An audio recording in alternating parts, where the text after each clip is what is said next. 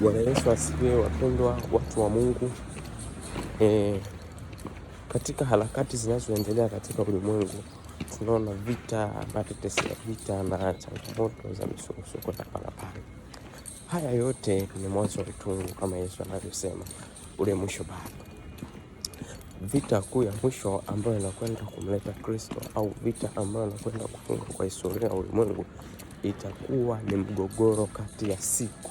Wanadamu watakuwa katika mgogoro mkubwa zidi ya siku ipi ni ya ibada, siku ambayo Mungu aliitoa, siku ya Sabato, au siku ambayo wanadamu pamoja na shetani wameiweka, ambayo ni siku ya kwanza ya juma, yaani Jumapili.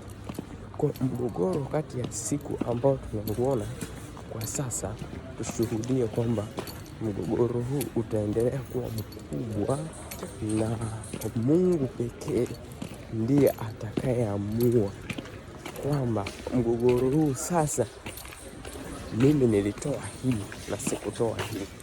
Kwa vita ambazo zinaendelea katika ulimwengu, huu ni mwanzo wa utungu.